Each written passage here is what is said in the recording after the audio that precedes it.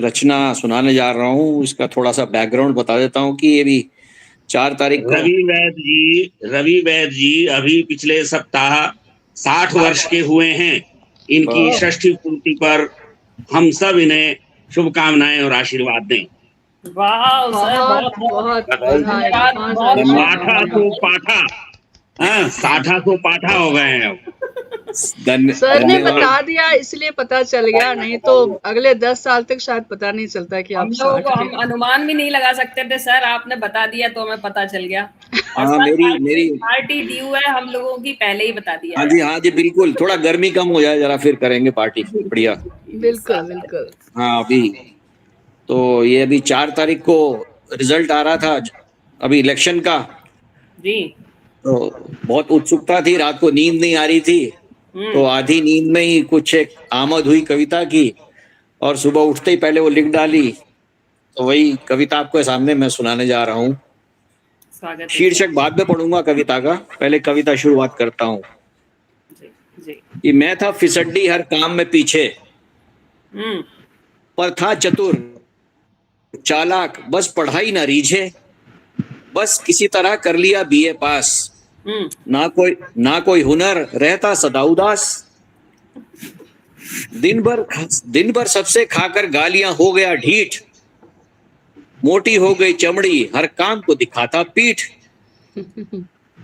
देखिए आगे कि फिर एक दिन मेरी भी किस्मत जागी, धरनों रैलियों आंदोलनों में हुई भागीदारी, कि 500 रुपयों में बुलाए जाने लगा, 500 रुपये में बुलाए जाने लगा, सिगरेट शराब भी मुफ्त में मिलने लगा।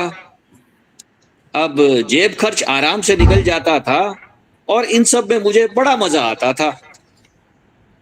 और आगे देखिए कि एक दिन रैली में लाठी चार्ज हो गया, एक दिन रैली में लाठी चार्ज हो गया, मैं लपेटे में आया और मेरा सर खुल गया, मैं खून से लथपथ, मीडिया ने घेर लिया, लहूलुहान होते हुए भी मैंने खुलकर बयान दे दिया, मर जाऊंगा पर अपनी मांगे अवश्य मनवाऊंगा, जनता के हितों की खातिर कुर्बान हो जाऊंगा।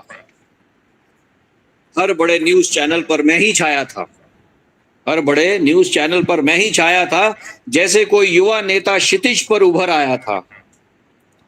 मुझे आनन फानन में बड़ा नेता बताया गया, भगत सिंह चंद्रशेखर आजाद से मिलाया गया। उस दिन मेरे हाथ लगी जादू की छड़ी और मेरी राजनीति की दुकान चल पड़ी, और मेरी राजनीति की दुकान चल पड़ी। अब मैं मुख्य राजनीतिक दल का एक नेता था। पद के साथ साथ जीप और बांटने के लिए पैसा था। पैसा बांटते बांटते मैंने भी खूब धन कमाया और अगले ही चुनावों में एमएलए का टिकट पाया। देखिए कि मेरी फूटी किस्मत देखो कैसे पलट गई और मेरी राजनीति की दुकान चल पड़ी। अब मैं अनेक राज्यों में सरकारें बनवाता हूं और कहीं तोड़कर विधायक सरकारें गिरवाता हूं।